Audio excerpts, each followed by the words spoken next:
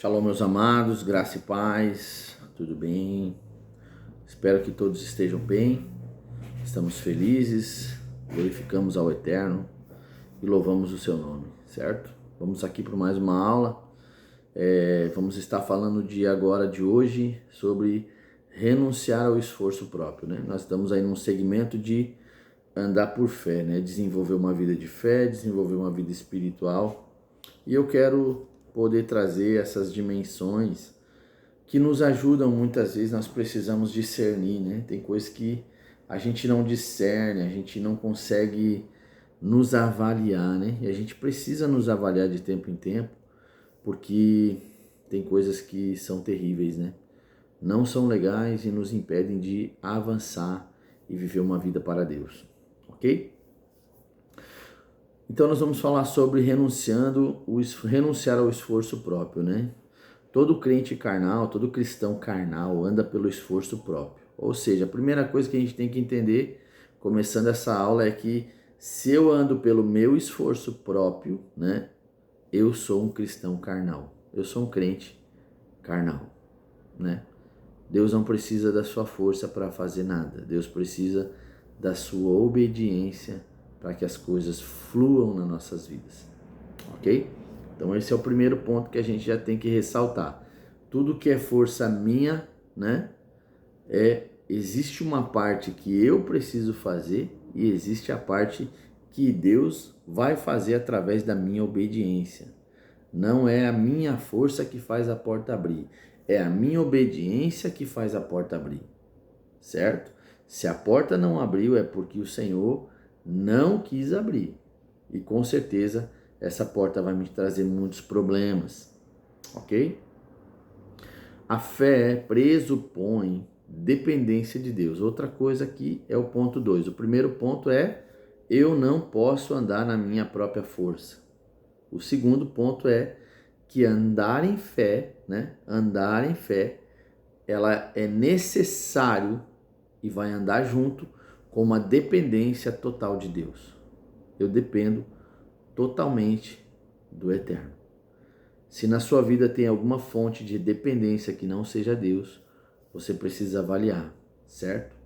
Porque Deus, Ele deseja, Ele anseia por ser a nossa fonte de satisfação, nossa fonte de alegria, nossa fonte de poder, nossa fonte de prazer, nossa fonte, o nosso financiador, né? Deus deseja abençoar os seus filhos em tudo, ok? Se andarmos pela nossa força, não precisaremos exercer fé. Olha aí que poderoso. Se nós andamos pela nossa força, ou pela nossa inteligência, pelos nossos raciocínios, pelo nosso jeitinho que nós damos para as coisas acontecer, nós não precisamos de fé.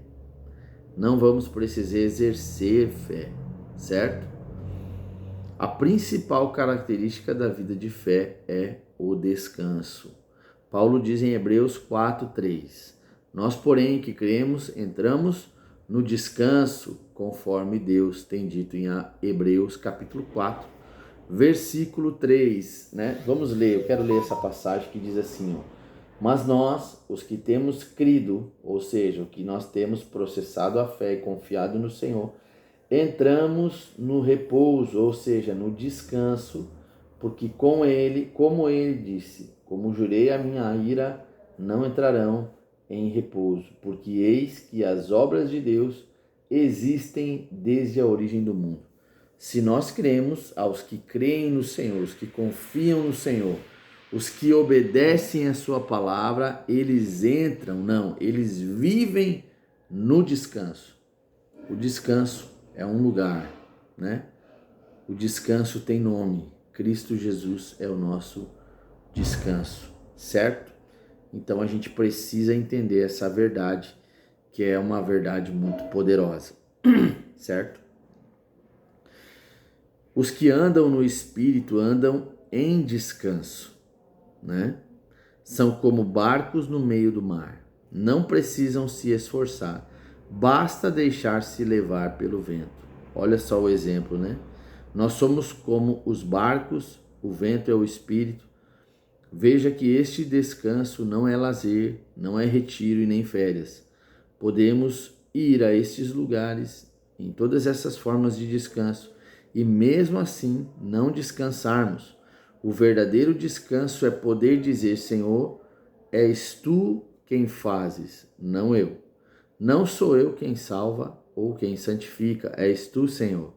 Se qualquer outra atividade e se a ansiedade aumenta a ponto de a vida perder o sabor, é porque nós tem faltado o descanso. A obra de Deus não se faz no cansaço, não se faz na fadiga, não se faz com suor. A obra de Deus se faz na dependência do Senhor. Olha que poderoso, né? Deus, ele não precisa que você faça alguma coisa para ajudar a ele. Deus precisa que você entenda que a sua obra, o seu trabalho é feito com o descanso. Não é que você vai levantar as pernas para o ar e não vai fazer nada, certo? Mas a gente precisa entender, né, que o descanso não é não fazer nada. O descanso é um estado de espírito. Eu oro e eu descanso. Eu oro, eu entrego e eu glorifico a Deus. Vamos dar um exemplo. Eu estou orando para trocar de carro, né? Um exemplo básico. Estou orando para trocar de carro. Alguns crentes, eles são tão infantil, né? Que eles acham que só orar e ficar esperando, o carro vai bater na sua porta. Pode acontecer, irmão. Pode acontecer. Não estou dizendo que não possa acontecer, tá? Mas, nas maiorias das vezes, é o seguinte: eu vou orar e vou colocar diante de Deus: Senhor, eu quero trocar um carro, vou ver minhas condições, vou ver o que eu consigo pagar, que eu não vou me apertar. E eu vou fazer o que, irmão? Eu vou orar ao Senhor e pedir: Espírito Santo, me guia ao lugar aonde o Senhor quer me abençoar com esse carro. E eu vou sair à procura. Eu vou sair olhando alguns carros, eu vou numa revenda, eu vou olhando alguma coisa pela internet e de repente, né? De repente aparece o carro nas condições que eu quero. Eu sinto paz, um bom negócio, um negócio honesto, legal. E Deus abre a porta, Deus sopra todas as coisas. Como também pode acontecer, né? Quando a gente tem um direcionamento de ficar. Eu vou ficar e vou crer no Senhor, porque esse carro vai chegar na minha porta. Não tem problema algum. Mas o que eu quero dizer é o seguinte, que o descanso no Senhor não tem a ver com não fazer, tem a ver para quem eu estou fazendo. Para que eu estou fazendo? Às vezes a gente torna até o serviço ao Senhor como um fardo, como um cansaço, porque a gente está fazendo não é para o Senhor, nós estamos fazendo para ser visado, ser elogiado, receber alguma coisa em troca daquilo que fazemos, né? E isso não é legal. Por quê? Porque isso vai nos roubando do Senhor, vai nos trazendo cansaço, vai nos trazendo fadiga, né? A gente vai ficando frustrado porque parece que ninguém reconhece o que a gente está fazendo, mas o reconhecimento ele vem de Deus.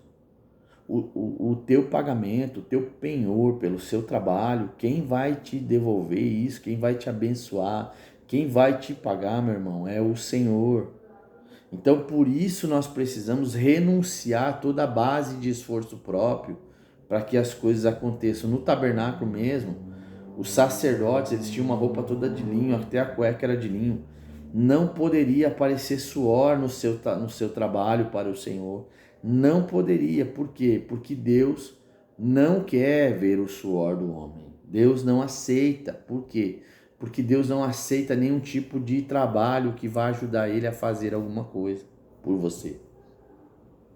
Não é o seu trabalho que faz Deus te abençoar. É quem você é e o como você faz para o Senhor. O quanto você o ama, o quanto você obedece, o quanto você é fiel a Deus em meio a adversidades, em meio a situações.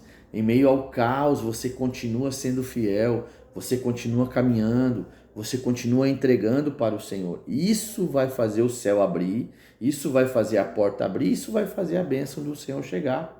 Hebreus diz que Deus é galardoador daqueles que o buscam. O que é a palavra galardão? É salário.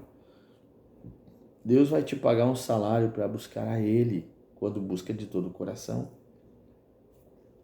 Simples, né? Aqueles que se achegam para servir no santuário não podem derramar suor lá dentro. Ou seja, você vai trabalhar para Deus, meu irmão. Não é o teu trabalho que vai fazer alguma coisa. Entende? Eu estou no Senhor fazendo algo para o Senhor, mas o meu espírito está descansado nele, crendo que Ele vai resolver todas as coisas, crendo que Ele vai resolver tudo aquilo que precisa ser resolvido. A palavra de Deus diz: buscareis o reino de Deus e as demais coisas vos serão acrescentadas. Primeiramente eu busco a Deus, primeiramente eu vou para o Senhor, primeiramente eu mergulho no Senhor, eu consigo confiar nele, eu desenvolvo um relacionamento, uma intimidade, eu desenvolvo a minha comunhão, eu começo a conhecer o caráter do Senhor, eu vou entendendo que Deus não há mudança, não há uma fação de imutabilidade. Deus fala e Deus cumpre aquilo que fala, a sua palavra vai se cumprir. Não há força do homem na movimentação de Deus. Deus se move por si só. O céu tem um padrão para se mover. Por isso que às vezes a gente se perde. A gente quer fazer alguma coisa para que Deus faça. Existem sacrifícios que nós devemos fazer. Existem ofertas que devemos fazer, com certeza. Mas nada disso compra o favor de Deus. Nada disso vai mudar o que Deus já determinou. Deus ele tem a sua própria forma de se mover por si só. A palavra de Deus já nos dá a direção do que devemos fazer, seguir, confiar, caminhar, né? Não andeis ansioso por coisa alguma, crede no Senhor, creia no Senhor. Aquele que se aproxima de mim é importante que entenda, que creia que eu existo, diz o próprio Jesus. Então, se você vai fazer alguma coisa para Deus e não confia nele, melhor que não faça. Por isso é importante renunciar, largar. Jesus diz o quê? Aquele que quer que me seguir, renuncia a si mesmo. O que é o si mesmo? O esforço próprio. Renuncia a sua força, seu orgulho, sua vaidade, sua luxúria, sua prepotência, sua ganância, né? Sua ganância, renuncie isso, renuncie o amor ao dinheiro, renuncie o amor às coisas do mundo, né? As suas paixões precisam estar em Cristo, seus desejos em Cristo. Tudo que eu faço, faço para Deus. Esse é o ponto, ok? Então essa é a nossa aula de hoje. Deus abençoe a todos e avalie se existe alguma coisa em você que precisa ser removido. E se você é acostumado a trabalhar com a sua força, irmão, vai um conselho para você: aprenda a confiar em Deus e descansar e deixar Deus trabalhar na sua vida. Deus abençoe.